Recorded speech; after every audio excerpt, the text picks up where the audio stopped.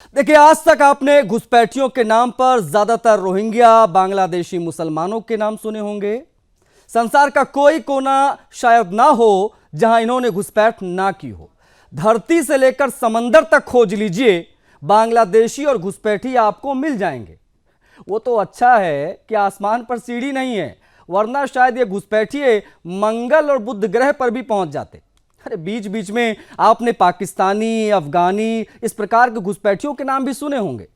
वैसे घुसपैठ पर इस्लामिक कट्टरपंथियों का इतना अधिकार है कि पूरा यूरोप, पूरा सूडान, इराक, सीरिया, यमन, फिलिस्तीन आदि घुसपैठियों से पटा और भरा पड़ा है। लेकिन लखनऊ में तो कमाल हो गया। यहां पर फिलिस्तीन का घुसपैठिया पकड़ा गया, जिसको आप यहां देख सकते हैं। वो भी उस नदवी कॉलेज से जिसके आगे दारुल उलूम लिखा है। अब दारुल उलूम अरबी शब्द है जिसका हिंदी में मतलब होता है शिक्षा का केंद्र।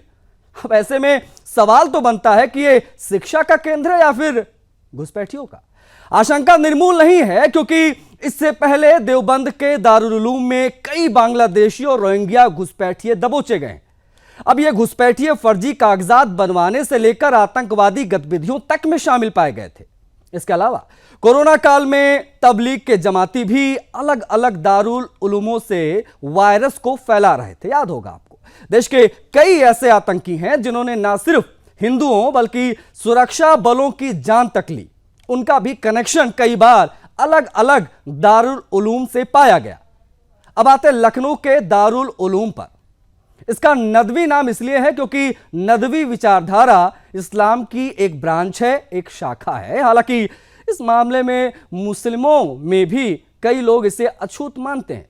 अब तक आपने पिछले एक महीने से मीडिया जगत में मदनी मदनी खूब सुना होगा। उसके उल जुलूल बयान आपने देखे होंगे जो उसने जिहाद इत्यादि पर दिए। सकारात्मकता में नहीं बल्कि नकारात्मकता में सुने।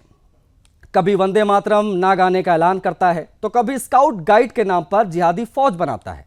मदनी की इतनी नकारात्मक पब्लिसिटी देखकर नदवी भी पीछे कैसे रहता, इसलिए वो भी आ गया। फिलिस्तीनी घुसपैठिया लेकर मैदान में आ चुका है नदवी। अब मुकाबला मदनी और नदवी में है कि देश के लिए ज्यादा घातक, ज्यादा खतरनाक कौन बनकर दिखाता है। जो घुसपैठिया लखनऊ में पकड़ा गया वो टूरिस्ट वीजा पर आया था भैया। उसे नदवी कॉलेज के हॉस्टल में गैर कानूनी ढंग से लखनऊ में रोका गया। वो 30 नवंबर से 2 दिसंबर तक 3 दिनों तक हॉस्टल में रुकता है। इस फिलीपींसी का नाम मोहम्मद आरून है। इस अपराध को करने के बाद नदवा दारुल उलूम के प्रिंसिपल मौलाना अब्दुल अजीज नदवी सब रजिस्ट्रार हारून रशीद के साथ जिस महादुल अली हॉस्टल में रुका था, उसका वार्डन यानी मोहम्मद कैसर के साथ गेट पर तैनात सुरक्षा कर्मी और अन्य स्टाफ के लिए केस दर्ज हो चुका है। फिलिस्तीनी को अपने पास रोकने वाला भी फिलिस्तीनी छात्र है जो नदवा कॉलेज का परमानेंट छात्र है, जो कमरा नंबर 307 में रहता है। इस्लामी व वामपंथी इस मामले को एक सामान्य बात बता रहे हैं, जबकि यह कहना गलत नहीं होगा कि फिलिस्तीनी मोहम्मद आरून ने लखनऊ के नदवा कॉलेज के हॉस्टल में अवैध तौर पर घुसपैठ की थी। क्यों ना इस फिलिस्तीनी को घुसपैठिया कहा जाए भाई। फिलहाल लखनऊ पुलिस मामले की छानबीन कर रही है, जांच जारी है और सभी आरोपी खुद को निर्दोष बता रहे हैं। एफआईआर दर्ज हो चुका है। जेब में विक्टिम कार्ड लेकर फोटो भी खिंचाई जा रही है। मौका आने पर उसे तुरुप के तौर पर इस्तेमाल भी किया जाएगा, जैसा ये करते हैं। जवाब तो चाहिए में आज हमारे सवाल बेहद महत्वपूर्ण है। उन सवालों की तरफ आपका ध्यान आकर्षित करेंगे। भारत में कितने देशों के घुसपैठी हैं, जरा ये स्पष्ट हो जाना चाहिए। बांग्लादेशी, रोहिंग्या, अफगानी, पाकिस्तानी तो हमने सुना, अब ये फिलीपींसी आ गया। इसलिए सवाल वाजिब है कि भारत में कितने देशों के घुसपैठी हैं। दारुल उलूम में ही ऐसी घटनाएं क्यों होती हैं? एजेंसियां दारुल उलूम पर नजर क्यों नहीं रखती हैं? और यह कितना महत्वपूर्ण विषय है। पहले मदनी, अब नदवी, आगे कौन? आज इन तमाम सवालों को आधार बनाएंगे। लेकिन ग्राउंड से क्या रिपोर्ट आई है वो आपको जरूर दिखाएंगे।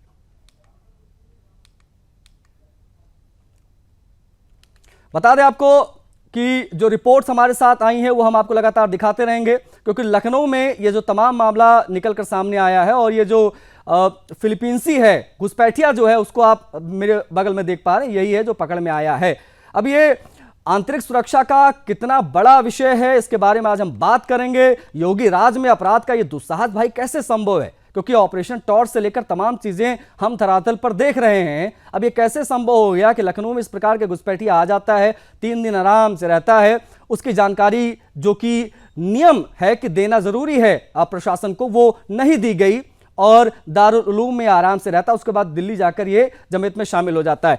पैनल हमारे साथ कौन कौन सा कनेक्ट हो गया है, बिना किसी देरी के उनकी तरफ बढ़ेंगे। रत्नेश मिश्रा प्रवक्ता बीजेपी के हमारे साथ जुड़ गए हैं, डॉक्टर शिव कुमार दुबे जी हैं प्रवक्ता सपा के, शाहबुद्दीन रिजवी हैं बरेलवी मुस्लिम स्कॉलर हमारे साथ, स्वागत है आपका। शोएब सिद्दीकी हैं मुस्लिम स्कॉलर हमारे साथ है, और रजत मिश्रा हमारे ब्यूरो चीफ भी कनेक्ट हो रहे हैं, उनसे भी हम बातचीत करेंगे।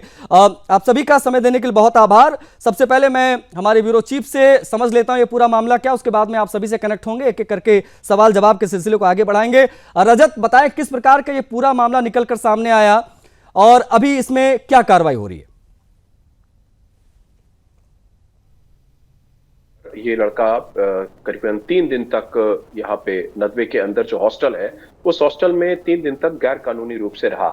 ये बहुत माना जा सकता है। चलिए, अगर दारुल उलूम देवबंद नदवे की बात मान ले कि भाई ये एक सामान्य सी बात है, तो सामान्य सी बात को अगर पुलिस को बता देते तो इसमें क्या नुकसान हो जाता कि अगर कोई छात्र विदेशी आया है और उनके यहाँ हॉस्टल में रह रहा है, सामान्य तौर पर ये एक प्रक्रिया का हिस्सा है कि आपके यहाँ अगर कोई विदेशी आता है तो आपको इसकी जानकारी पुलिस को देनी होगी।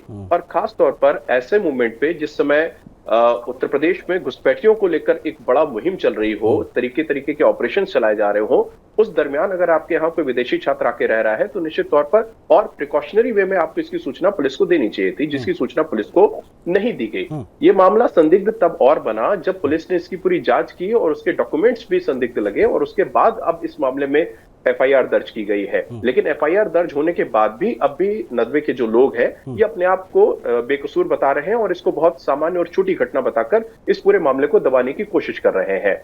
नदवे जो दारुल उलूम नदवा है, ये पहली बार नहीं जब इस तरीके के विवादों के घेरे में है। जब एनआरसी और सीएओ को लेकर जब हिंसा शुरू हुई थी, उस समय भी नदवे के लोगों ने बाकायदा यहाँ से निकलकर किस तरीके से सड़कों को जाम किया था, और लखनऊ में जो बहुत बड़ी आगजनी हुई थी उसमें इस कॉलेज के लड़के पूरी तरीके से शामिल पाए गए थे। तो ये इस तरीके की गतिविधियों में इसकी संलिप्तता पहले से रही है। और इस तरीके अच्छा रजत, पुलिस जांच में अब तक प्राइमा फेसी क्या सामने आया? ये केवल एक वीजा उल्लंघन का मामला है या ये एक संस्थागत साजिश नजर आ रही है? पुलिस किस दिशा में आगे बढ़ रही है?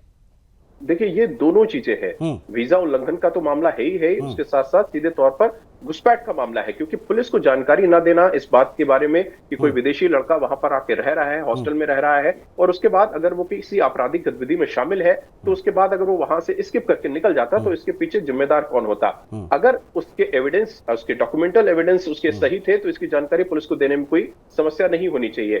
पुलिस ने जब प्राइमरी फेसी इसके डॉक्यूमेंट्स की जांच की है तो उस जांच के आधार पर भी पुलिस ने अपने आप को संतुष्ट नहीं पाया है, जिसके बाद इस पूरे मामले में एफआईआर दर्ज की गई। एफआईआर में सीधे सीधे प्रिंसिपल को इसमें इन्वॉल्व किया गया है कि प्रिंसिपल की जानकारी में सारी चीजें होने के बाद भी प्रिंसिपल ने इसकी सूचना पुलिस को नहीं दी। हॉस्टल का वार्डन जो इस पूरे मामले में सीधे तौर पर इन्वॉल्व है, उसका वही नाम एफआईआर में शामिल किया गया है। ठीक है, आप बने रहेगा रजत।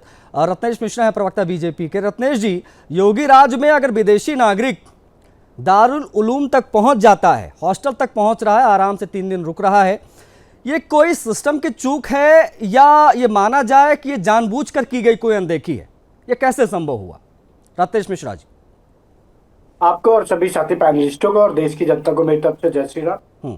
देखिए, पूज्य महंत योगी आदित्यनाथ जी के मुख्यमंत्री बनने के बाद से कानून व्यवस्था और जो हमारी आंतरिक सुरक्षा है वो एक बड़ी मजबूत स्थिति में पहुंची है। अब ये प्रशासन की सक्रियता है कि 3 दिन के भीतर उनको इस बात की भनक लग गई कि कोई ऐसा व्यक्ति है जो आकर रुका हुआ है जिसके बारे में प्रशासन को सूचना नहीं है। इसका मतलब कि हमारा जो लोकल इंटेलिजेंस यूनिट है वो काफी एक्टिव तरीके से काम कर रहा था, और उनको जैसे ही सूचना मिली पुलिस ने जाके उससे पूछताछ की और जो भी जिम्मेदार लोग इसके लिए थे उनके ऊपर कार्रवाई की गई, एफआईआर दर्ज की गई। आप अन्य प्रदेशों की तुलना में देखें, यही अगर वेस्ट बंगाल में होता तो शायद उसको रबड़ी मलाई खिलाई जा रही होती, यही अगर झारखंड में होता तो रबड़ी मलाई खिलाई जा रही होती। लेकिन उसने ये गलती कर दी कि वो उत्तर प्रदेश में भी आया और उस समय में आया जब पूज्य महंत योगी आदित्यनाथ जी यहाँ के मुख्यमंत्री हैं, जो किसी भी घुसपैठिए को, किसी भी कानून व्यवस्था के लिए खतरा बनने वाले अराजक तत्व को बख्शने के बूंद में बिल्कुल भी नहीं रहते हैं। अगर आप उत्तर प्रदेश में आए हैं और अगर आप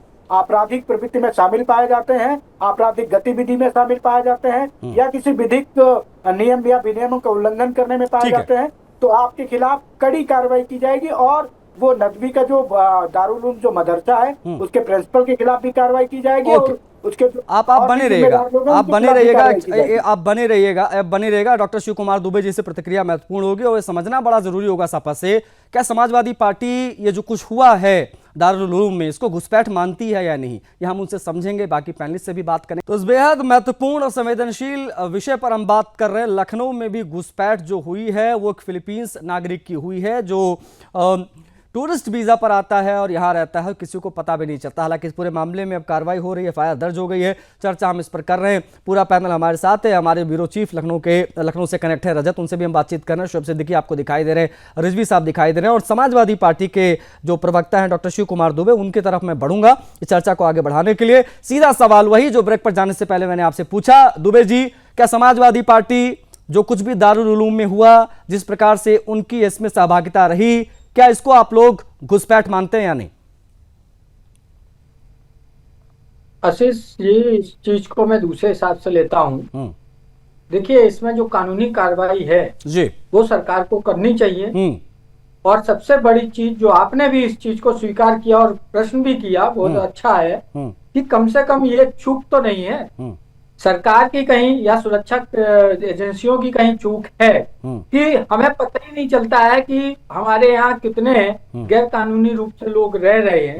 तो निश्चित तौर पर जो भारतीय जनता पार्टी के प्रवक्ता बाबा जी के गुणगान गा रहे हैं और दूसरे प्रदेशों के मुकाबले बोलते हैं यहाँ कुछ नहीं हो सकता है, आपके सामने ये हो रहा है, आप इसको कैसे देखेंगे? निश्चित तौर पर इसकी चूक है, कहीं ना कहीं गलती तो है।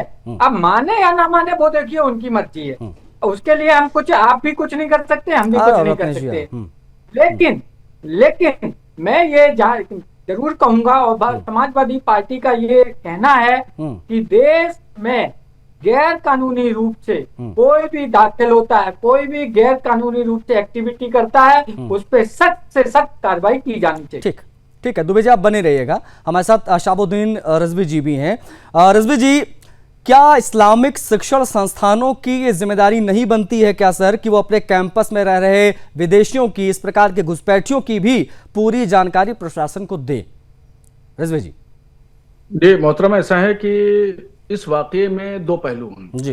पहली बात यह है कि दारुल उलूम नदवतुल उलमा एक तारीखी इदारा है, बहुत पुराना है, तकरीबन 150 साल हो गए। वहां के जिम्मेदारान के ऊपर सबसे पहला फर्ज ये बनता है, कोई भी विदेशी नागरिक आए, चाहे पढ़ने के लिए आए या रहने के लिए आए या कुछ वहां लाइब्रेरी है तो हो सकता है लिटरेचर वर्क के ताल्लुक से आए, जिस कंडीशन में भी आए, सबसे पहले स्थानीय पुलिस को बाखबर करना चाहिए, एलआईओ को बताना चाहिए और पूरी इंफॉर्मेशन देना चाहिए। इंफॉर्मेशन छुपाना नहीं चाहिए, और इंफॉर्मेशन को छुपाना ये बहुत बड़ा जुर्म है। जाहिर बात है कि वो वीजा लेकर के आया है, ऐसे सरहद फलांग करके तो नहीं आया है, न हिंदुस्तान से उसकी सरहद मिली हुई है, तो बताने में कोई हर्ज की बात नहीं है, बताना चाहिए। और कि इस तरह का आदमी है, यहां तक कि मैं समझता हूं कि पासपोर्ट की जेरोक्स कॉपी भी स्थानीय एलआईओ को देना चाहिए ताकि पूरी की पूरी इंफॉर्मेशन रहे।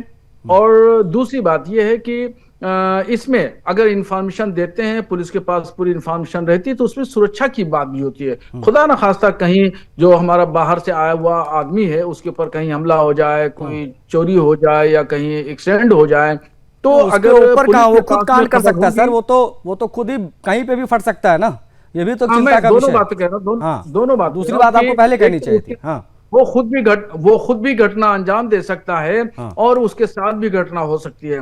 दोनों बातों में अगर पुलिस के पास इंफॉर्मेशन होती है तो इसमें सुरक्षा के मद्देनजर से उसको देखा जा सकता है। अब एक मैं आखिरी बात ये कह रहा हूं कि वो वीजा लेकर के आया है, वो कोई सरहद फलांग करके नहीं आया। और वीजा लेकर आने का ये मतलब नहीं ना सर कि आप जो है चिपचिपा कर कहीं रहेंगे, नहीं, उसका ये मतलब नहीं है कि वीजा लेकर आप आ जाएंगे तो आप देश में कुछ भी करते फिरेंगे, है ना सर? ये भी तो चिंता का विषय है ना। तो वीजा की डेट जब खत्म नहीं हुई है तो उसको कैसे मुजरिम माना जाएगा? टूरिस्ट वीजा पर है, वो पूरे हिंदुस्तान का सफर कर सकता है। और लखनऊ में जो इमाम बाड़े हैं तो वहां ईरान से रोजाना आप देखें तो दर्जनों लोग टहलते हुए मिलेंगे, न जाने कहां कहां से लोग देखने के लिए आते हैं। वो टूरिस्ट वीजा लेके आया, उसके तो इसमें आप ये मानते हैं मतलब कि ये जो कुछ भी हुआ वो दारुल उलूम की तरफ से हुआ, वहां पर इस प्रकार की चीजें होती हैं? भाई आज एक वीजा पर आया, उसको आपने शय दे दी, कल को बॉर्डर उस पार से पाकिस्तान से कोई आतंकवादी आ जाता है, उसको भी शय दे देंगे, रख लेंगे 3 दिन। को इन्फॉर्मेशन देना चाहिए। पहली बात मैंने ये कही कि तो वो दोषी हैं, आप मानते हैं कि वो दोषी हैं जिन्होंने जानकारी छिपाई, उनके ऊपर कार्रवाई होनी चाहिए? दारुल नज़रतुल उलमा को इन्फॉर्मेशन देना चाहिए, उन्होंने नहीं दी, गलत किया। और दूसरी बात ये कि वो वीजे पे आया है, टूरिस्ट वीजा, पूरे भारत में घूम सकता है, कहीं भी जा सकता है। ठीक है, ओके। हमारे साथ शुएब सिद्दीकी जी हैं। शुएब सिद्दीकी जी, सीधा सवाल है कि दारुल उलूम में ही ऐसी घटनाएं क्यों होती हैं? क्या अब समय ऐसा नहीं आ गया कि दारुल उलूम पर एजेंसियों को विशेष नजर रखने की आवश्यकता है? शुएब सिद्दीकी। देखिए आशीष जी, देखिए आशीष भाई, ऐसा है, दारुल उलूम जो है हिंदुस्तान नहीं बल्कि दुनिया में मैं समझता हूँ नंबर 2 पर इदारा है। बहुत छोटा मोटा इदारा नहीं, बहुत बड़ा इदारा है। दारुल उलूम में देखिए सर, एक रिक्वेस्ट है शोएब जी, एक रिक्वेस्ट ये है कि हमें इतनी उर्दू नहीं आती है ना इतनी अरबी आती है, तो अगर आप ये इदारा, खवातीन हजरात, इस प्रकार के शब्द इस्तेमाल ना करें, हिंदी में अगर बात करें तो हमारे दर्शकों को भी समझ में आएगा, हमको भी आएगा। सर देखिए आशीष भाई, अगर संस्कृत बोलेंगे और शुएब को संस्कृत हिंदी सर, मैं हिंदी की बात, हिंदी तो बोलेंगे ना सर, हिंदी। और शुएब अगर उर्दू बोलते हैं, आशीष भाई को नहीं आते, आशीष भाई की दिक्कत है, क्योंकि हिंदुस्तान जो है सबको शुएब सिद्दीकी जी, शुएब सिद्दीकी जी, हिंदी बोलने की रिक्वेस्ट की है। जी नहीं, हिंदी मेरी मातृभाषा है, हिंदी को मैं कभी छोड़ नहीं सकता। देखिए आशीष भाई, ऐसा है कि जो नदवा है ये दुनिया में नंबर 1 पे तो नहीं कह सकते, लेकिन टॉप में गिनती इसकी होती है। छोटा मोटा मदरसा होता तो एक बार बात होती। देखिए यहाँ पर नदवे में एक बात आशीष भाई, किस मामले में आप कह रहे हैं नंबर 1? ये घुसपैठ के मामले में नंबर 1 है कि ये शिक्षा के केंद्र के मामले में? वो भी जरा क्लियर कर आशीष भाई। देखिए आशीष भाई, आप घुमाने की कोशिश करेंगे तो रात को हम रात नहीं तो आप रात कहेंगे, ऐसा नहीं है। देखिए होता क्या है, नदवा बहुत छोटी चीज नहीं है। आप मेरे पहले ऐसे गेस्ट हैं जिनको मैं खुली डिबेट में जिहादी कह सकता हूं, आप खुद को जिहादी कहते हैं, तो ये देखिए मैंने अंग्रेजों को यहाँ से बाहर भगाया था अपने मुल्क से 100 साल बाद, तो मैं जिहादी था। मैंने पाकिस्तान को 4 बार धूल चटाई, मैं जिहादी हूँ। आप जिहादी। चलिए विषय पर सर, विषय पर ये जोक सपाट विषय पे। अब आप हमें टोक देते, बात फ्लो खत्म रहता है। मैंने कहा था नदवा जो है हिंदुस्तान नहीं बल्कि दुनिया में मशहूर है, ऐसा नहीं कि वो छोटी जगह पर हो। वो वहां से एक चूक जरूर हुई है, मैं इस बात को मान रहा हूँ। मैं जितने प्रवक्ता ने बात कही, मैं सबकी इस बात को एग्री करता हूँ कि नदवा बड़ा जिम्मेदार है। होता सर क्या है कि जो लोग जितने बड़ी पोस्ट पर होते हैं उनकी जिम्मेदारी उतनी ज्यादा हो जाती है। नदवे को चाहिए ये था कि जब वो बच्चा वहां पे गया था तो उनको लोकल पुलिस जो यहाँ पर होती है, मैं समझता हूँ हसनगंज थाना लगता है, वहां पर उनको इत्तला दे देनी चाहिए थी। लेकिन सर यहाँ पर आशीष भाई देखिए, भी इंक्वायरी होगी तो बहुत चीजें निकलेगी। वो जो लड़का फिलीपींस का जो वहां पढ़ता था, ये भी आपने एक बात बताई, तो उन्हीं के पास ठहरने गया, तो जाहिर है वहां हजारों सैकड़ों बच्चे रोज एंट्री करते होते, नहीं पूछा होगा, लेकिन गलत किया। आप देखिए, हो सकता है प्रिंसिपल साहब को इस बात की खबर ना हो, अभी जांच जब होगी तो पता चलेगा। हो सकता है प्रिंसिपल साहब को खबर ना हो, या वहां पे जो आप स्टाफ बता रहे उनको खबर ना हो कि लड़का आया है। एक ये भी बड़ा महत्वपूर्ण पहलू है शोएब जी कि जब कानून का उल्लंघन साफ तौर पर दिख रहा है, उसमें भी ये इस्लामोफोबिया वाला कार्ड क्यों निकल आता बार बार? देखिए कौन सा कार्ड सर? इस्लामोफोबिया वाला कार्ड ये बाहर क्यों निकल आता है? अब देखिए, जैसे आप लोग क्या कहते हैं, लव जिहाद, लैंड जिहाद, ये सब आप जोड़े हुए हैं। अब आपने नया जुमला दे दिया। मैंने सीधी सी बात कही कि उनको एक बड़ा इदारा है, उनको जाहिर सी बात पुलिस को इत्तला देनी चाहिए, नहीं दी, यहाँ पे गलत है। लेकिन आप देखिएगा यहाँ पे कोई ऐसी बात नहीं है। नदवे में जो है पूरी दुनिया से लोग पढ़ने आते हैं। आप देखिए, मैंने भी आपसे बराबर बात कही कि वहां पे जब बच्चे ने एंट्री करी तो जाहिर सी बात है कि वो नहीं देख पाए होंगे, अपने दोस्त का ठहर गया जाके 3 दिन। लेकिन यहाँ पर जिसकी निगरानी में मामला रहा, सिर्फ गलती बड़ी ये करी कि उनको पुलिस को इत्तला देनी चाहिए। जाहिर सी बात है, टूरिस्ट वीजे से आया था, वो कहीं भी जा सकता है। और भी हमारे शाहबुद्दीन साहब ने बताया भी कि अभी आप यहाँ भूल भुलैया 1-1.5 किलोमीटर है नदवे से, वहां दिन भर बच्चे आते हैं। लेकिन हालात जो इस वक्त नाजुक से सर, मैं आगे बात को कंप्लीट कर दूं। इस वक्त जो मुल्क के इतने हालात खराब हैं, जाहिर सी बात यूपी में जो मामले चल रहे हैं, तो इस नदवे को अपनी जिम्मेदारी निभाते हुए कम से कम पुलिस को इत्तला देनी चाहिए कि इस तरह के मामले मंदिर आम पे ना। और इंशाल्लाह देखिए, कोई ऐसी बात नहीं है। विशेष एक ऑपरेशन टॉर्च चला रहे हैं ना शोएब जी, और उसके तहत इस प्रकार के घुसपैठियों को ढूंढा जा रहा है, कागज वगैरह नहीं ढूंढा जाए, बिल्कुल मैं आपके साथ हूँ, मैं आपके साथ हूँ, ढूंढा जाए, अगर गलत निकलेंगे तो उनको जेल भेजा जाएगा। मैं अपने मुल्क के साथ हूँ, मैं अपने राज्य के साथ हूँ, पहले डिटेंशन सेंटर भेजा जा रहा है, ऐसा पता चला। ठीक है, आप बने रहिए। अब देखिए हो सकता है आपको भेज दिया जाए, हमको भेज दिया जाए, वो तो बहुत बताएंगे। हमारे पास कागज है।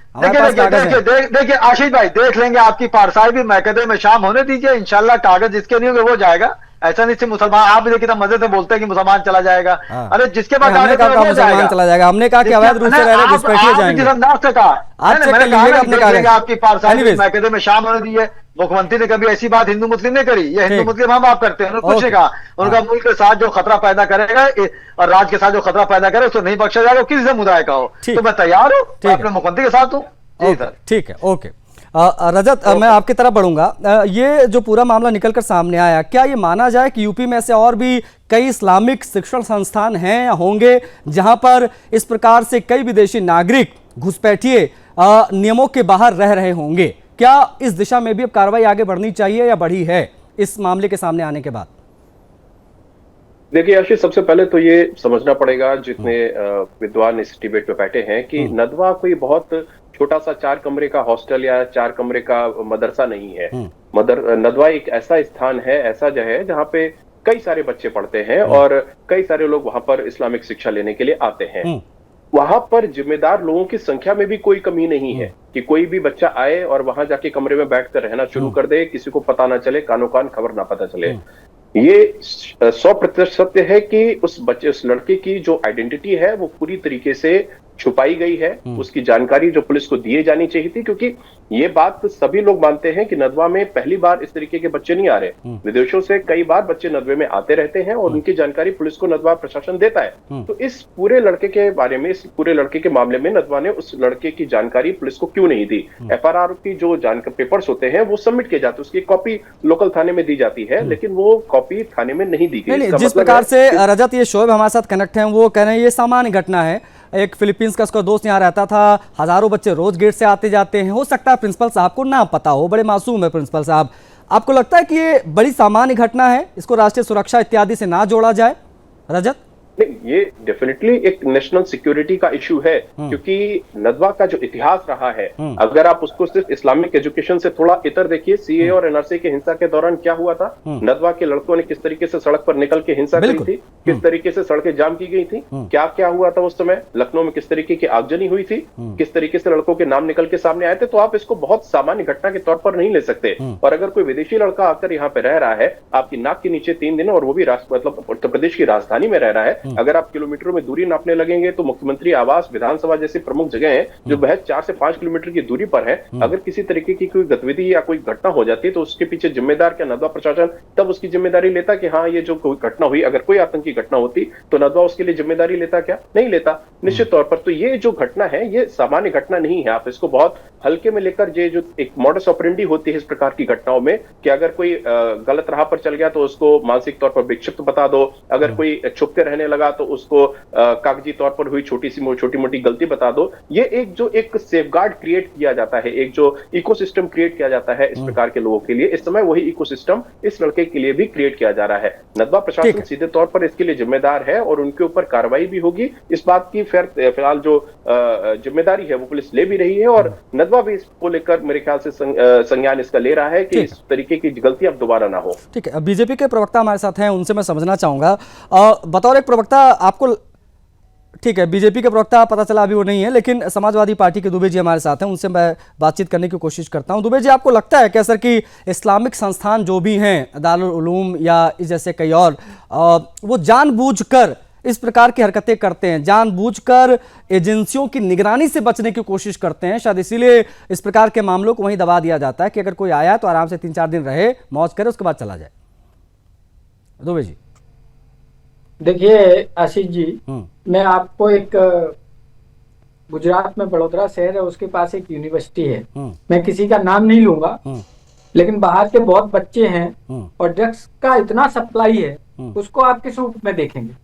अगर ड्रग्स सप्लाई होता है, ठीक है ना, और बच्चे उसको सेवन में लग जाते हैं, उसकी तरफ मुड़ते हैं, तो वो देश के लिए हानिकारक है कि नहीं है? मैं आपसे पूछना चाहता हूँ। क्यों नहीं है? जिस तरीके से अगर कोई अनाधिकृत रूप से इस देश में ठहरता है, तो ऐसा ही उससे भी डबल दो चीज है, क्योंकि वो हमारी जनरेशन खराब कर रहा है, लेकिन तंत्र कुछ काम ही नहीं करता है। मेरे कहने का मतलब है कि हमारी जो सुरक्षा एजेंसियां हैं वो निश्चित तौर पर इतनी ढिलाई बरतती हैं। अच्छा। क्योंकि देखिए अभी ये जो मैटर है ये जांच का विषय है कि जांच में क्या निकलता है क्या नहीं निकलता, उसके बाद हम कह सकते हैं। अगर वो दोषी पाया जाता है निश्चित तौर पर उसके खिलाफ कार्रवाई होनी चाहिए। घुसपैठ शब्द का इस्तेमाल करना सही है या नहीं, ये बता दीजिए दुबे जी, जल्दी से, फिर मैं ब्रेक ले रहा हूं। घुसपैठ तो किसी भी देश के लिए हानिकारक है। अरे ये घुसपैठ है कि नहीं है, जो हुआ है ये घुसपैठ है कि नहीं, ये बताइए सर, हाँ या ना। ये देखिए ये जांच का विषय है। ये जांच तो तक जांच में बाहर क्या आता है उस पे कानून तोड़ने वालों की ढाल क्यों बन जाती है समाजवादी पार्टी, मैं समझना चाहता हूँ। इस्लामोफोबिया शब्द में आपको ऐसा लगता है, एक मिनट हम आपको कहें आप मुझे एक छोटा सा ब्रेक लेना है। बलात्कारी हो गए। फिलीपींस का नागरिक लखनऊ में अवैध तरीके से रुकता है, गैर कानूनी ढंग से उसे रोका गया कहना गलत नहीं होगा। 30 नवंबर से 2 दिसंबर तक वो हॉस्टल में रुका, दारुल उलूम में। जी हाँ, इस फिलीपींसी का नाम मोहम्मद हारून है, जिसकी आज हम बात कर रहे हैं, आप देख सकते हैं मेरे बगल में। इस अपराध को करने के बाद नदवा दारुल उलूम के प्रिंसिपल मौलाना अब्दुल अजीज नदवी, इसके सहित 4 लोगों के नाम जो है वो शामिल किए गए, जिनके ऊपर एक्शन हो रहा है, केस दर्ज हुआ है। आज हम इसी की बात करें। पूरा पैनल हमारे साथ कनेक्ट है। बीजेपी के जो प्रवक्ता है वो अभी हमारे साथ मौजूद नहीं, कुछ इमरजेंसी हो गई इसलिए वो चले गए हैं, लेकिन समाजवादी पार्टी के प्रवक्ता हमारे साथ हैं। हमारे ब्यूरो चीफ रजत जी हमारे साथ जुड़े हुए हैं और हमारे साथ मुस्लिम स्कॉलर्स कनेक्ट हैं। शोएब जी की तरफ मैं बढ़ूंगा बिना किसी देरी के। शोएब जी, देवबंद, तबलीगी, मदनी, नदवा, ये हर बार सिर्फ नाम बदलते दिखाई देते हैं सर, तरीका हमेशा वही रहता है, क्यों? क्या ये महज इत्तेफाक माने इसे या कोई पैटर्न है जिसके तहत ये तमाम चीजें होती हैं, बयान दिए जाते हैं, उस प्रकार की खबरें आती हैं? शोएब जी। देखिए आशीष भाई, जैसे आप इसका कह रहे हैं कि टाइटल दिए जाते हैं बदलने, जैसे कि आप पूजा करते हैं तो जब से दुनिया कायम हुई, जब से पूजा होती है, हम जब से पैदा हुए, नमाज होती है, तो टाइटल बदले नहीं जाते हैं। देखिए मैंने सिर्फ एक बात कही, देखिए वो जो फिलीपींस का बच्चा आया था वो वीजे से आया था, और जैसे आपने घुसपैठिया कई बार बात कही और सपा के प्रवक्ता को आपने घेरने की कोशिश करी। आप मुस्लिम स्कॉलर सपा के प्रवक्ता हमेशा घेरने की कोशिश करते हैं। आप उन्हीं की टीम में हैं तो बता दीजिए। नहीं टीम में नहीं, देखिए मैं उनसे निपट लूंगा, जो भी होगा मैं बात कर लूंगा। नहीं देखिए मैं हिंदुस्तानी पहले हूँ, टीम से मतलब नहीं, मैं पहले हिंदुस्तानी हूँ। देखिए वो विजय से आया था, मैं उसकी पैरवी नहीं कर रहा हूँ। देखिए मैं कानूनी प्रक्रिया बता रहा हूँ। वो विजय से आया था, जैसे आपने घुसपैठिया कई बार रंग दिया, घुसपैठिया उसे कहते हैं जो बॉर्डर से घुस के आ जाए। मुझे बस आप ये बताइए, चलिए अब मैं समझ गया वो घुसपैठिया बॉर्डर से घुस के आया, मैं उस पर नहीं जा रहा हूँ। मैं आप मेरा से एक और सवाल सुन लीजिए, एक क्रॉस क्वेश्चन है, मैं समझ गया आप उसमें गोल गोल घुमाएंगे, मैं उस पर नहीं जाऊंगा, बिल्कुल नहीं जाऊंगा। दारुल उलूम शिक्षा का केंद्र है, ये तो आप मानते हैं, जिसको आपने उर्दू में कुछ शब्द कहा शुरुआत में, तो बार बार दारुल उलूम का नाम जांच एजेंसियों की फाइलों में क्यों आता है, ये जरा बता दीजिए। सहारनपुर से लेकर लखनऊ तक ये दारुल उलूम का नाम क्यों आता है? देखिए आशीष भाई, देखिए ऐसा है, मैंने कहा ना, जब कोई जितना छोटा इंसान होगा उसमें जिम्मेदारी कम होगी, जो इतना बड़ा होगा बड़ी जिम्मेदारी होगी। दारुल उलूम नदवा जो है, मैंने आपसे कहा हिंदुस्तान नहीं बल्कि दुनिया में टॉप में आता है। तो जाहिर सी बात, जब कोई बात आती है तो टारगेट उसको लिया जाता है। अभी आपको याद होगा 1-2 साल पहले जब मदरसे की जांचें चल रही थी, तो दारुल उलूम नदवा ही पहले नंबर पे आया था, जिसने कहा था हमारी आप जांच करें और उसमें कोई खामी नहीं पाएगी, तो आज ही मदरसे चल रहे हैं। नाम वाली बात है। देखिए यहाँ पे सिर्फ नदवे से गलती हो गई, प्रिंसिपल से गलती हुई या उस लड़के से गलती हुई जो आया था। आप इतने श्योर कैसे हैं शोएब सिद्दीकी की यह गलती है, ये साजिश नहीं है? आप श्योर कैसे हैं? अगर देखिए साजिश भी है, उसी इस्लामोफोबिया की बात कर रहा हूँ जिसको आप बार बार यहाँ उठा रहे हैं। देखिए साजिश है तो बेनकाब हो जाएगी। वो 3 दिन रहा था, मैंने इस प्रकार से बात करिए ना, आप सीधे तौर पे घोषित कर रहे हैं ये गलती थी, ये सामान्य घटना थी, आप इसको इस दिशा में मोड़ने की कोशिश कर रहे हैं इस पूरी चर्चा को। नहीं मैं समान घटना कह नहीं रहा हूँ। देखिए वो दूसरे मुल्क का लड़का था, फिलीपींस का लड़का था, वो आया, मैंने सिर्फ एक बात की थी कि जांच का विषय है, पुलिस जांच कर रही है इसमें। मैं ये कह रहा हूँ, हो सकता है कि लड़के ने बुला लिया हो, प्रिंसिपल को इत्तला ना दी हो, तो उसमें जांच चल रही। अभी आप देखिए प्रिंसिपल के बयान होंगे, उसके ऊपर गेटमैन के बयान होंगे, प्लस जो इंचार्ज थे उनके बयान होंगे, तो बात खुल के आएगी कि लड़का उनसे मिला कि नहीं मिला। अगर प्रिंसिपल साहब को ये इत्तला थी, उन्होंने थाने को या पुलिस को वीजा का उल्लंघन हुआ, FIR दर्ज हुआ, जांच आगे बढ़ रही है, इतने सब होने के बावजूद घुसपैठ शब्द से बड़ी दिक्कत हो रही है। भाई मैं तो कह रहा हूँ कि जांच हो रही है, जांच का विषय जांच में खुल के आएगा। अगर इसमें कहीं ना कोई दोषी पाया जाए उसको बख्शा नहीं जाएगा, पहले ये तो बात से निकल के आएगी। अब आप कह रहे हैं नदुआ का आप घेर रहे हैं, नदुआ आप क्या समझ रहे हैं, बड़े बड़े आलिम वहां निकलते हैं पढ़ के, बड़े बड़े प्रधानमंत्री कई बार मिलने गए, मुख्यमंत्री 50 मिलने आते हैं। अगर ये गलती, देखिए अगर मुल्क के साथ कोई कमी होगी, गलती होगी, उसको बख्शा नहीं जाएगा, कोई हो, चाहे शोएब सिद्दीकी हो, चाहे आशीष, मैं बार बार बात आपसे कह रहा हूँ। मगर नदवा को बड़ा कॉलेज है, वो ऐसी गलती नहीं करेगा। कोई चूक उनसे हो गई है जिसकी विवेचना होने के बाद पता चलेगी, और मैं खुद जानता हूं कि अगर वहां कोई गलती निकलेगी तो नदवा खुद FIR में आप देखिए गवाह बन जाएंगे वहां के लोग। ऐसी बात नहीं, मैं मुल्क के साथ हूं, लेकिन जांच होने दिए, जांच के बगैर जो बात निकलेगी, मैं आपसे कह रहा हूँ ना, अगर जांच में कोई पकड़ा गया कुछ हुआ तो मैं आपको चैनल के साथ कह रहा हूँ, मैं हमेशा शिव कुमार दुबे जी क्या मैदान हूँ, मैं आपके साथ हूँ। ओके ठीक है, हुकूमत के साथ हूँ, खत्म बात। ओके ठीक है, खत्म बात। डॉक्टर शिव कुमार दुबे जी, आपको लगता है क्या सर, बतौर एक जिम्मेदार नेता, बतौर एक जिम्मेदार नागरिक, दारुल उलूम जैसे संस्थाओं को जो बार बार जांच एजेंसीज के रडार पर रहते हैं, इनके नाम इस प्रकार से सामने आते हैं, इनको पर विशेष नजर रखने की आवश्यकता है, क्योंकि कभी भी कोई बड़ा कांड हो सकता है इनके माध्यम से, इनकी सपोर्ट से? देखिए आशीष भाई, हमारी बात आधे में कट कर दी थी, आप एडवर्टाइजमेंट पे चले गए। कोई बात नहीं सर, वहीं से शुरू कर दिया। मैंने तब भी यही कहा, मुलजिम और मुजरिम में दोनों में अंतर होता है। आप उसको मुजरिम साबित मत करो अभी, क्योंकि सबसे पहले तो वो घुसपैठिया नहीं है, ये आप भी स्वीकार करेंगे। क्यों? क्योंकि उसके पास ऑथेंटिक डॉक्यूमेंट्स थे, वो अपनी पहचान छिपाकर अवैध तरीके से अगर वो रह रहा है। अरे पूरी बात सुनिए, उसके बाद आप बोलिए, फिर हम उसका जवाब दे देंगे। अगर वो, जैसा अभी शोएब सिद्दीकी जी ने बोला, अगर वो अनऑफिशियली बॉर्डर क्रॉस करके आता तो 101% वो घुसपैठिया था, और हमें उसको घुसपैठिया कहने में कोई वो नहीं था। अभी आप हम पे आरोप लगा दें या हम आप पे आरोप लगा दें, इसका मतलब ये नहीं हो गया कि आप मुजरिम हो गए या हम मुजरिम हो गए।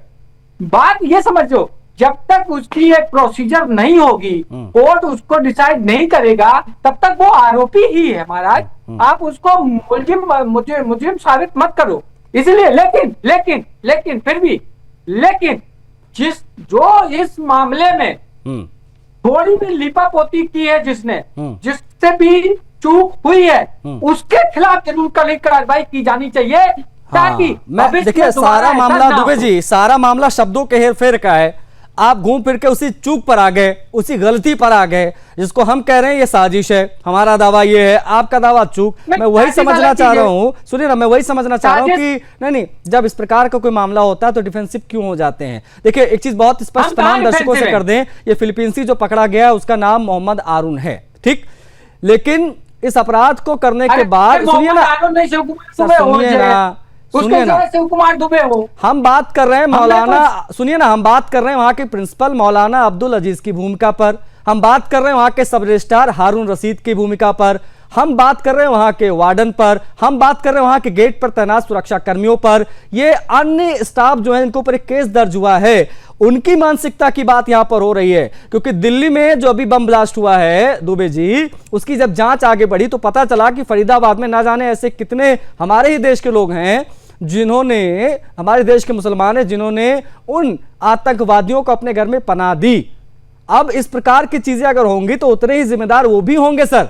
अगर कल को कोई कांड होता है तो इस पर बात होनी बहुत आवश्यक है। इसको गलती कहकर छोड़ देना ये भी सही नहीं लगता मुझे। इसीलिए मैं ये बोलता हूं कि अगर ये मामला और इसमें ये दोषी साबित होता है तो ये जितने आपने नाम गिनाए हैं इनके खिलाफ ऐसी कार्रवाई होनी चाहिए कि इनकी 7 पीढ़ी याद रखें उस चीज को, और भविष्य में कभी ऐसा काम करने की विचार करने से पहले 10 बार सोचें। मैं तो ये बोलता हूं, मेरा देश सर्वप्रथम है, देश का नागरिक सर्वप्रथम है, वहां पर कोई किसी के साथ कंप्रोमाइज नहीं होगा। लेकिन फिर वही बात आती है कि पहले कार्रवाई, पहले पूरा प्रोसीजर हो जाने दो। ठीक है, मतलब अगर ये एक बात और अनाउंस कर दीजिए कि अगर एक घुसपैठिया साबित हो जाता है तो सपा एसआईआर का विरोध नहीं करेगी। अरे एसआईआर का तो हम विरोध कर ही नहीं रहे। एसआईआर का हमने कभी, अरे भाई एसआईआर को एनआरसी बता रहे हो आप लोग, आप कह रहे हो विरोध नहीं कर रहे हैं। एनआरसी चीज अलग हो गई, देखो ऐसा आपके नेता बयान दे रहे हैं भाई, आप कह रहे हैं वो चीज अलग है।